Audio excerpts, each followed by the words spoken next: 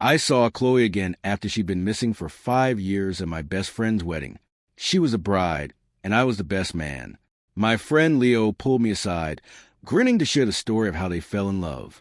You know, I was the one who saved her after a car accident. I heard she had a fiancé back then, but I had her flown to Europe for treatment that very night. Pretty slick move, right, man? Leo was still chattering on excitedly, but I couldn't hear a word over the deafening roar in my ears. 5 years, nearly 2,000 days and nights. The person I loved most had been hidden away by my best friend for the entire time. I doubled over, gasping for breath, my entire body shaking uncontrollably. Seeing how pale I was, Leo quickly helped me into the dressing room. He asked cautiously, "Ethan, what's wrong? Is your depression acting up again?" For the past 5 years, I had searched for Chloe everywhere, questioning countless people, posting missing person flyers, and even buying trending spots on social media. Even her family had given up, but I was the only one who kept searching relentlessly. On countless nights, I stood on the edge of the road, tempted to end the despair that was consuming me. But now it all felt like a cruel joke, staring at the network of faded and fresh scars on my right wrist. My eyes burned, and my heart felt like it was being ripped to shreds. "Leo, you're thinking about your fiancée again, aren't you? Stop looking. It's been so long. She could be dead for all we know. I'll set something up soon. Have Chloe's best friends introduce you to someone." Just as he finished speaking, Chloe walked in radiant in a white wedding gown, her figure as stunning and graceful as it was 5 years ago.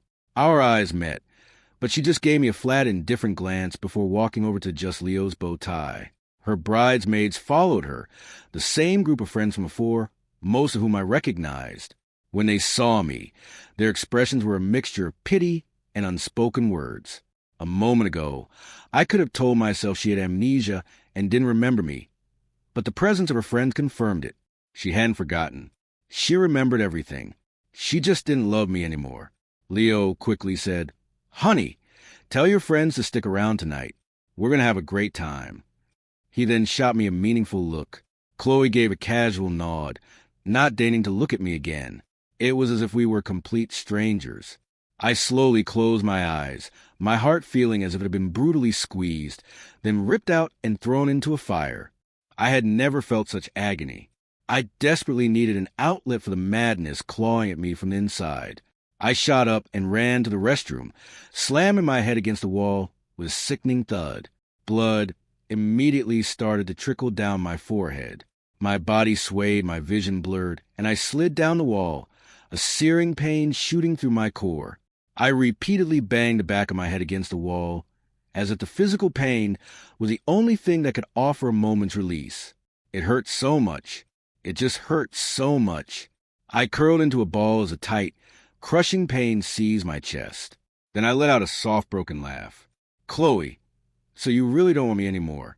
By the time I came out of the restroom, the ceremony had already begun. Leo, understanding I wasn't in a good state, had found someone else to take my place. I stood in the back watching Leo on the altar, his face beaming as he said, "I do," as Chloe solemnly placed a ring on his finger. A bitter wave of jealousy washed over me. I wanted to rush up there and stop him to scream at Leo and ask him why he stole my fiancée. Why did he hide her away? Why did he let me search for 5 agonizing years? And I wanted to demand why Chloe was pretending not to know me. Why didn't she come to me when she returned? Why was everyone keeping this from me? I wanted to destroy this wedding, but I didn't. I just sat in the corner, and after they exchanged their vows, I was the first to start clapping. I clapped so loudly that people around me turned to stare. I didn't care. I just held her gaze when she finally looked my way. As our eyes locked, a sharp sting hit my nose, and the tears I'd been fighting back finally fell. Chloe's brow twitched almost imperceptibly before she coolly looked away, her dark, deep eyes completely devoid of emotion. I dug my nails into my palms. I thought I was going to lose my mind. I pulled out my phone and typed out a message to her. "Chloe, I can't wish you a happy marriage. I curse you. I hope you never get anything you want for the rest of your life." A second later, I laughed at my own stupidity. The man she loved had already married her. My curse was meaningless. I left before the reception ended and went straight home. If I stayed any longer, I was afraid I would snap.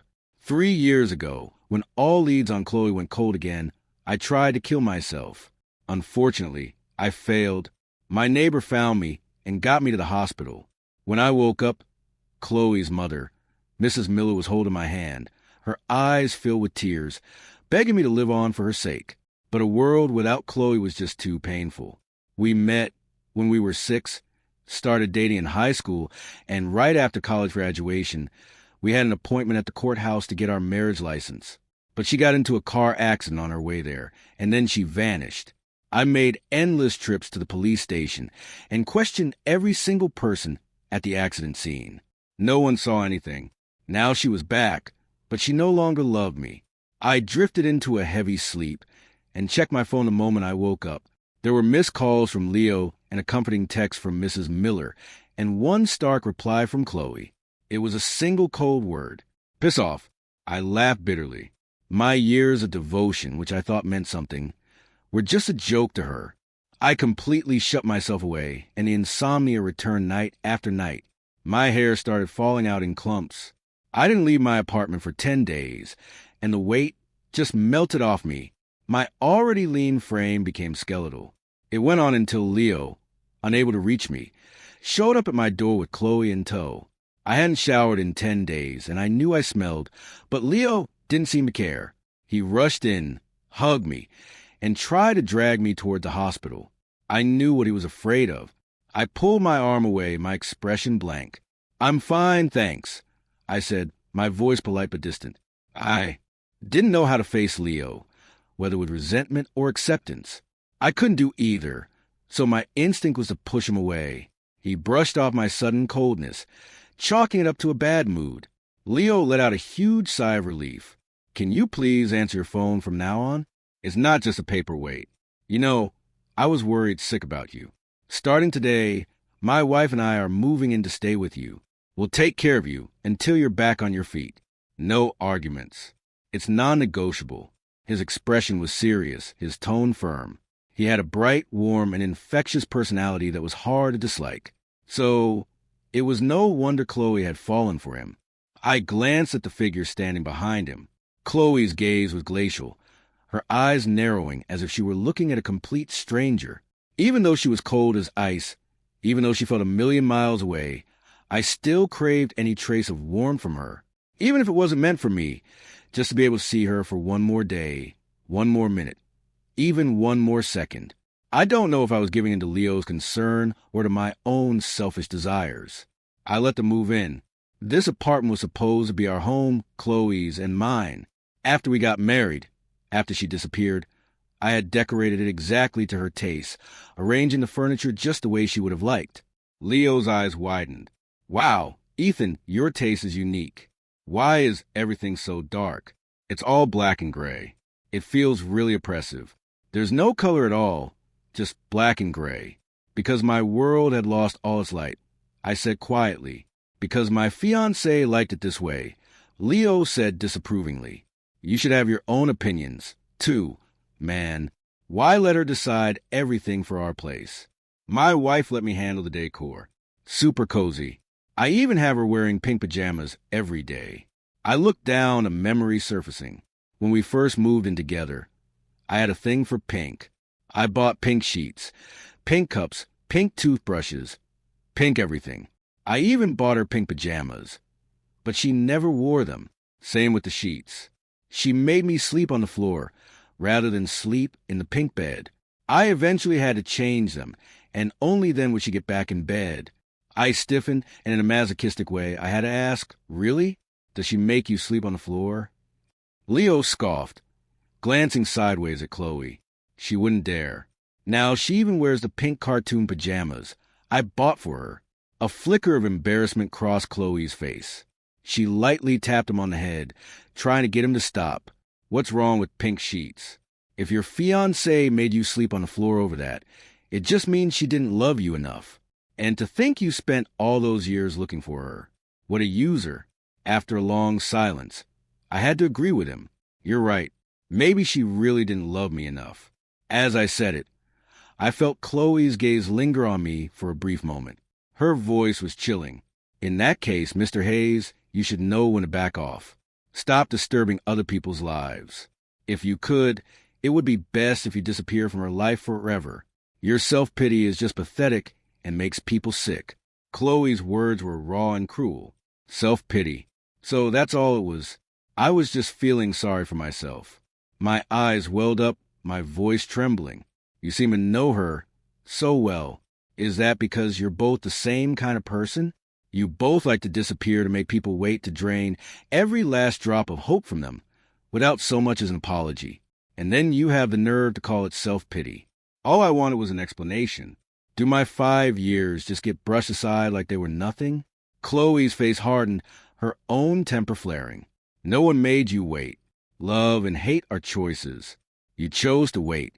So you alone should bear the consequences, shouldn't you? Or do you think that just because you waited 5 years, she owes you her gratitude and should marry you? Her words were merciless and absolute. I stood there stunned as any lingering hope I had shattered into a million pieces.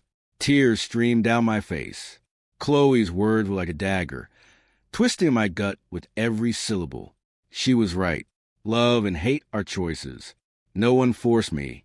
No one made me wait. So, this outcome was mine alone to bear.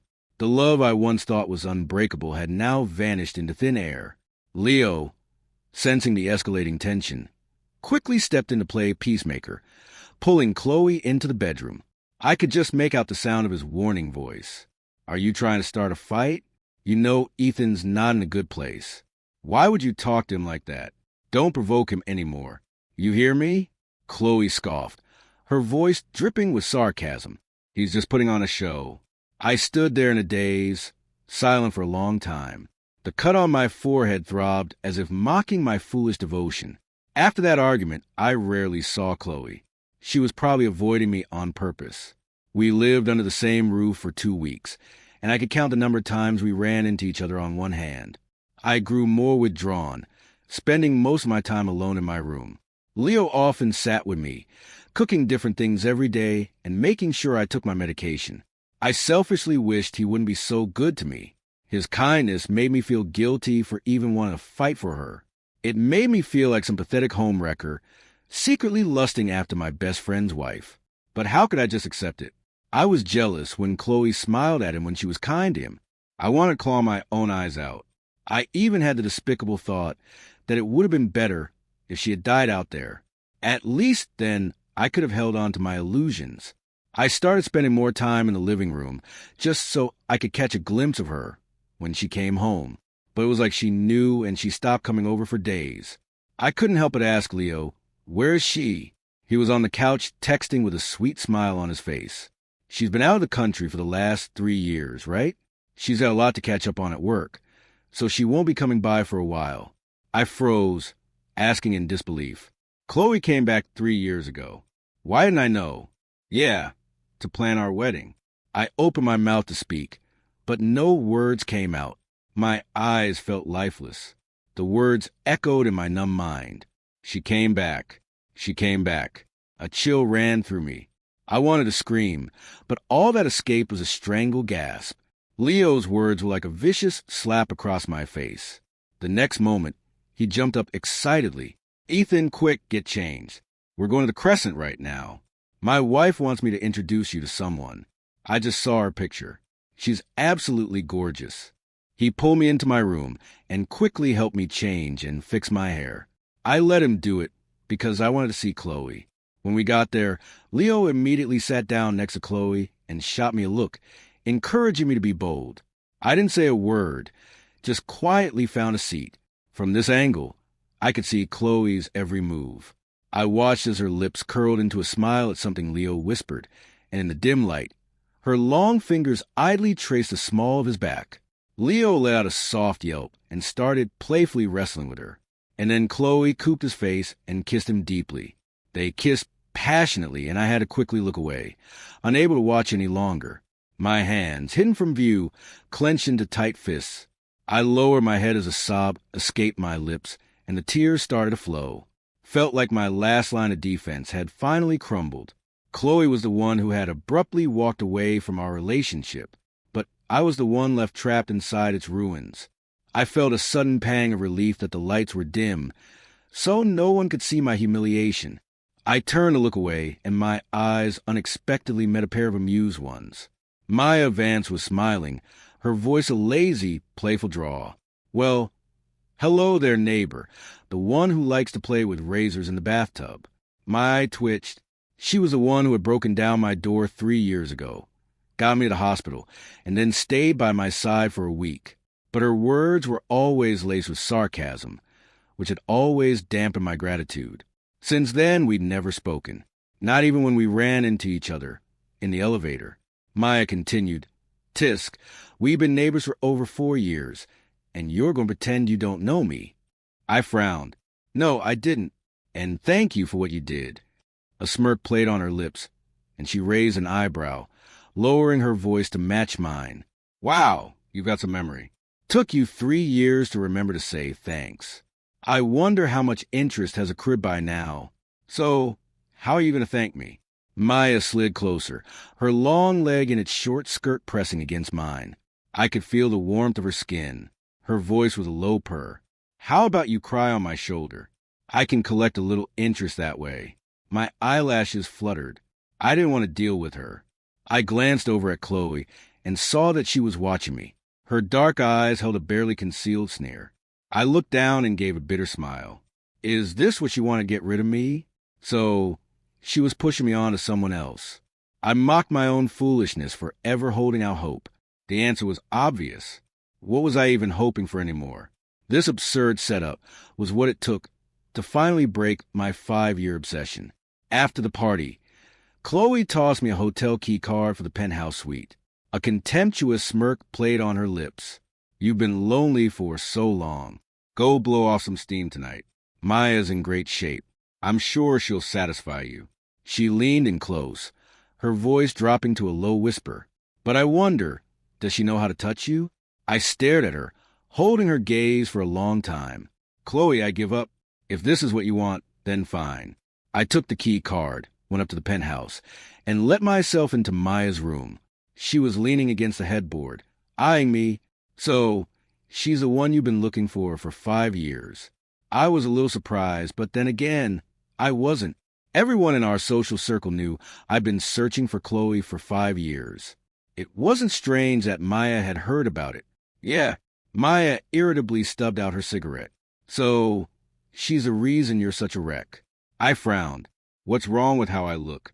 You walk around with a long face. Anyone would think your wife just died."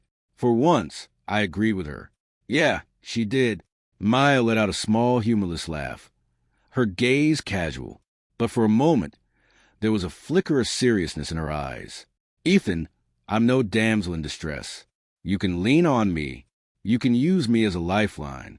But you walked into this room. You know what that means." Her meaning was perfectly clear.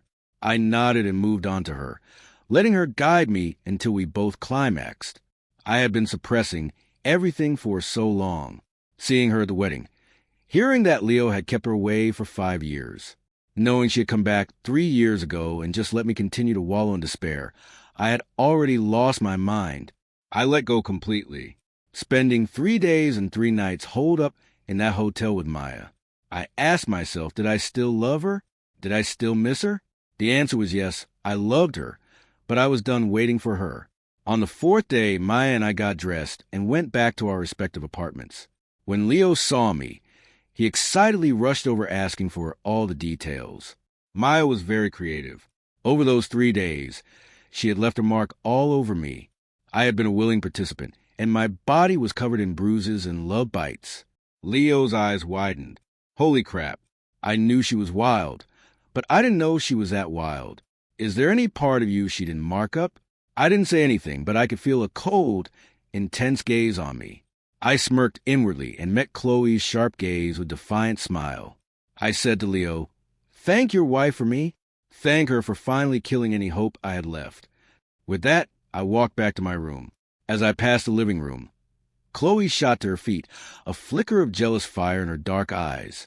Her face was dangerously dark, as she said in a cold voice, You don't need him to pass on the message. I'm right here. You can thank me yourself. I turned to face her. Thank you, I said flatly. I didn't want to get dragged into anything more. So I turned to leave, but Chloe stepped forward and grabbed my arm. I tried to pull away, but her grip was tight. Couldn't break free. I frowned, trying to signal with my eyes that Leo was still there. Don't take this too far. But she either didn't see or didn't care. Taking another step closer and leaning in to whisper in my ear, thanking me for finding you a warm body to screw. Looks like you really wore her out. Must have been tough holding back for 5 years. If she can't handle you, you can always come to me. Don't worry, I'll use my hand because I find you dirty. In that instant, my blood ran cold and my heart plummeted. Chloe had stripped me of every last shred of dignity. Her words left me utterly humiliated. Shame burned my face. She was the one who rejected me, the one who pushed me towards Maya. So why did she always act so righteous, as if I were the one who betrayed her? I couldn't take it anymore. I ripped my arm from her grasp and slapped her hard across the face. Mindful of Leo, I kept my voice low. Chloe, you keep humiliating me like this because you know I can't let you go. But not anymore. I'm letting myself go.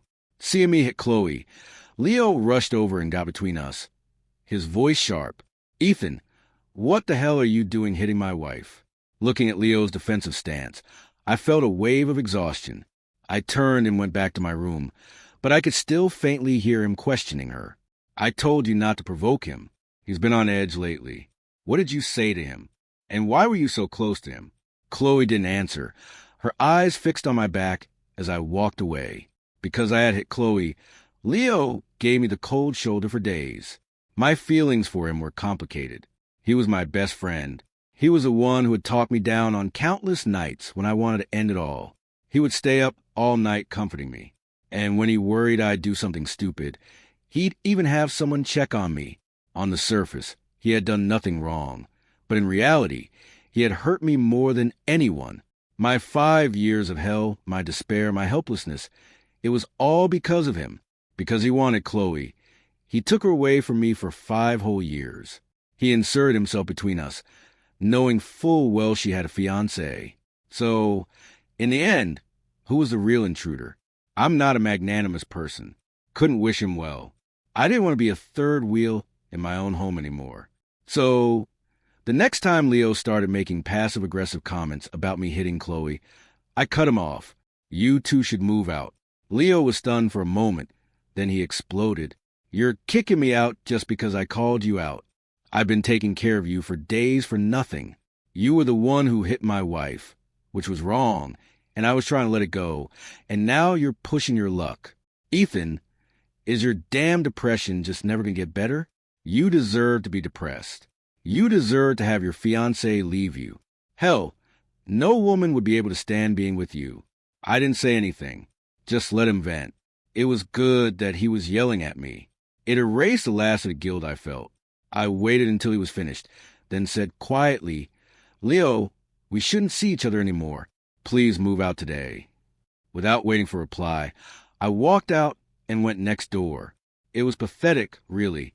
In 5 years, I had alienated all my friends because they all thought I was crazy. No one but Leo would even talk to me. I knocked on the door expecting to see Maya, but a man in a tank top and shorts answered. He looked half asleep and grumbled, asking who I was. I was taken aback for a second, but I still asked, Where's Maya? He gestured inside. Sleeping, you coming in? I felt a lump in my throat. I knew Maya didn't lack for male company, but to have another man while she was with me, couldn't stand it. Felt disgusting. No thanks.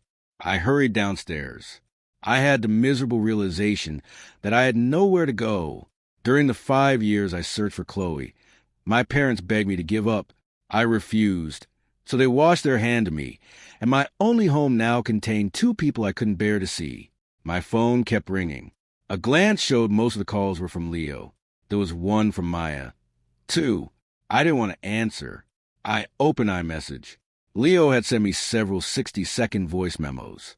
He knew I wouldn't listen, so the last one was a text. You scared my wife.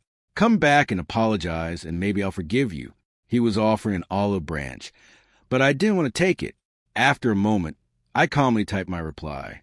Move out. Congratulate them. Couldn't. Not in 5 years, not in 10, not even on my deathbed. I could never forgive them, let alone wish their child well. If I could forgive everything, my past 5 years would be nothing but a joke. I stayed out until 3 a.m. When I got back, Leo still hadn't moved his things. After I washed up and got into bed, Maya called. I hesitated for a second, then answered. Come out, I said quietly. It's late. Let's talk tomorrow. Since she had another man, there was no point in continuing this. Maya clicked her tongue. You weren't telling me to wait until next time when you were using me. You ungrateful brat. Get what you want and then try to run. Her words left me speechless. After a moment's thought, I pulled on my pajama pants and went out. Maya was leaning against the wall in the hallway, a cigarette held between her long fingers. When she saw me, she dropped the cigarette and pulled me into the stairwell. She pressed me against the wall, pulling my pants down to my knees, her kisses trailing down my back. Her breathing grew heavy, but just as she was about to push further, I stopped her hand. Maya, if you were someone else, then don't touch me. It makes me uncomfortable. She didn't stop, murmuring against my skin as she kissed me. Who else would I have? I bit my lip, debating whether to tell her what I saw. If I didn't, she wouldn't stop. If I did, I'd feel pathetic. I had no claim on her, so why should I care who her other men were? I remained silent. Maya turned me around to face her. Her voice was teasing. You saw someone at my apartment today. Were you jealous? I froze for a second, so she knew. Then I shook my head. Not jealous. I just don't like sharing my toys. Her eyes narrowed for a second. Then she let out a low chuckle. This toy is all yours. No one else gets to play with it. My face flushed, and before I could say anything, she was pushing me back towards her apartment. I didn't leave Maya's place until just before dawn. When I got back, I saw Chloe sitting on the couch in the pitch-black living room. I could only make out her silhouette in the moonlight. I was surprised, but I said nothing. Chloe stubbed out a cigarette. The room was too dark for me to see her expression, but I could feel her eyes on me like daggers, trying to burn a hole right through me. In the silent room, I could faintly hear the sound of her knuckles cracking. She shot to her feet and stood directly in front of me. Her voice was dangerously low, like a storm brewing on the horizon. You were with her again, Ethan? Are you that desperate for a woman? I almost laughed. Didn't she know exactly what would happen when she gave me that key card? I looked up at her, and at this distance, I could see the terrifying madness in her eyes. After a long moment, I finally spoke. Chloe, did you come back 3 years ago? The question had been haunting me for weeks. I had to ask. I wouldn't be able to rest until I knew. She ignored my question, her voice a low snarl.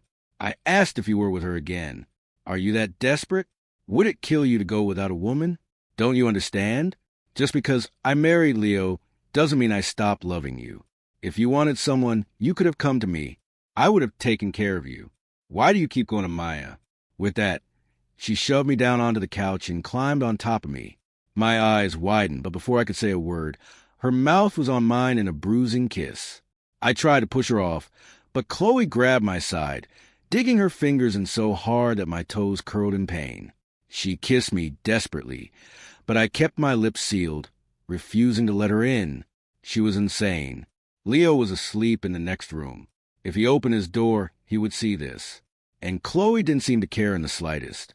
For a split second, I hesitated. The years of pain I'd suppressed made me want revenge. A dark thrill at the thought of it. The suffering I had endured. Shouldn't he experience it too? Wouldn't that be fair? But a second later, I pushed the thought away. Leo couldn't become the next me. I managed to turn my head, and just as I was about to speak, the living room light flicked on. I turned my head and saw Leo standing silently in the bedroom doorway. I had no idea how long he'd been watching. The air was thick with a dead silence. Chloe silently got up, wiped her mouth with the back of her hand, and a small smile played on her lips as if she didn't have a care in the world. What woke you up? Leo's gaze, sharp as a poisoned dart, landed on me, then shifted to Chloe. He sneered. Did I wake up at a bad time? Did I interrupt something? He turned his head to glare at me. You bastard. Haven't I been good to you, and you dare to touch my wife? I was so worried about you. I brought my brand new wife here to take care of you, and this is how you repay me. I knew this day would come, but I never imagined it would happen like this. I have to admit, while I wasn't happy about it, I didn't feel particularly sorry either. I stood up, my expression calm. I never stole your woman. You stole mine. My denial only made him angrier. Leo stormed over to me and slapped me hard across the face. Do you think I'm blind? If you hadn't seduced her, she wouldn't have been all over you. Your fiancée is gone. If you're that lonely, go hire a prostitute, wandering around in your pajamas in the middle of the night. You think I don't know what you were hoping for. He had put all his strength into that slap, and my left cheek stung. I tasted blood in my mouth. I looked at him, my hand raised to retaliate, but I let it fall. I consider that slap payment for all the help he'd given me over the past 5 years. I glanced over at Chloe with a mocking expression. Aren't you going to comfort your husband? She glanced at me, then at Leo, her expression unreadable, and said quietly, Let's go home. I'll explain. Leo's face was grim. What explanation could possibly make me forgive this double betrayal? You're the woman I love, and he's my best friend. When you were sneaking around behind my back, did you ever think this would happen? I looked down and chuckled softly. Double betrayal? What about the double betrayal I suffered from you too? Oh no, it wasn't the same. I was the one who was deceived, lied to, and played for a fool for 5 years without knowing a thing. At my words, Chloe's brow furrowed, as if afraid of what I might say next. She quickly pulled Leo out of the apartment. The tense living room was suddenly completely silent. I wasn't the one in the wrong. I had already suffered enough. But why was I always the one who ended up getting hurt? After they left that night, I never heard from Leo again. I packed up his belongings and had them shipped to him. I didn't try to find out anything about Chloe, and I had no idea how she explained what happened between us. I did, however, tell Maya what happened that night. She made me brush my teeth for 3 hours until my gums were bleeding and my mouth tasted of nothing but mint. She only stopped when I told her I couldn't taste anything. I protested, but she just silently kept squeezing more toothpaste onto the brush. Get it clean. I can't stand the taste of her on you. Not a single trace. I sighed, but I did as she asked. Maya and I moved in together. On moving day, I saw Chloe downstairs. I hadn't seen her since she left with Leo last week. It was strange.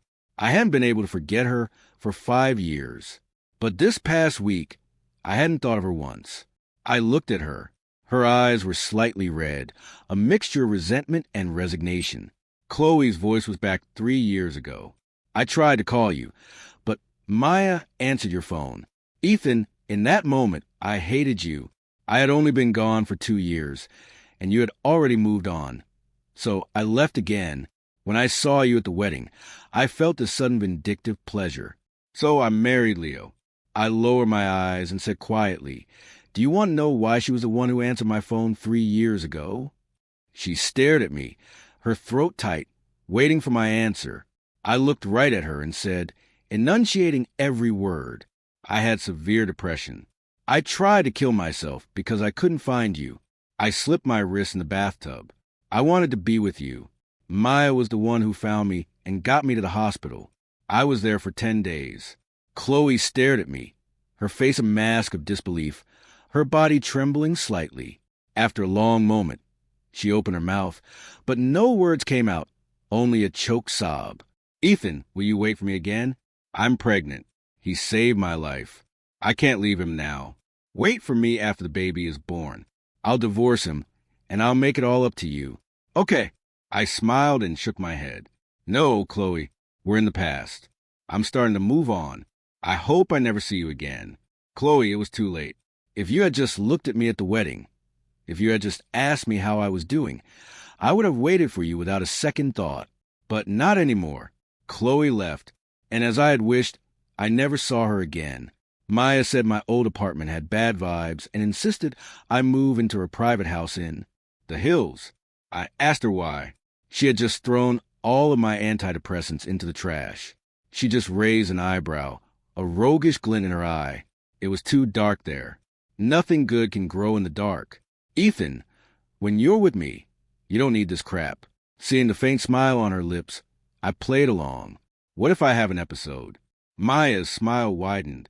You mean go crazy? I smiled, a warmth spreading through my chest. In her eyes, I was just a normal person. Leo contacted me again when Chloe was 3 months pregnant. I thought about it for a bit, then agreed to meet him. I hadn't seen him in almost 2 months. He looked the same, still had that same arrogant air about him. He looked at me with a cold indifference and was the first to speak. I know everything. Chloe was the fiancée you were looking for 5 years. He paused for a moment, then continued. If it had been anyone else, I wouldn't apologize.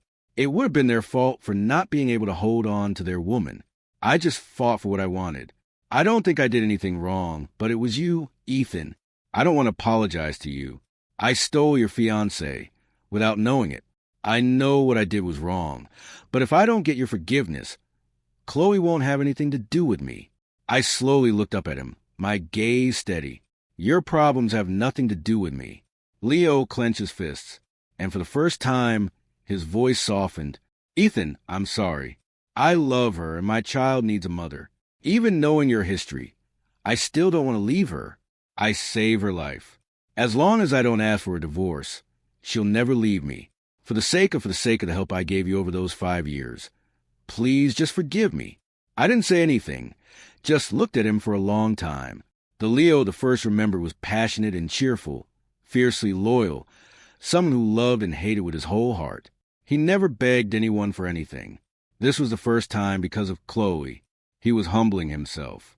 I had once loved Chloe so much that it drove me mad for 5 years, and I had hated Leo for it. But now he was just like me. Chloe had become his demon, too. I gave him the apartment.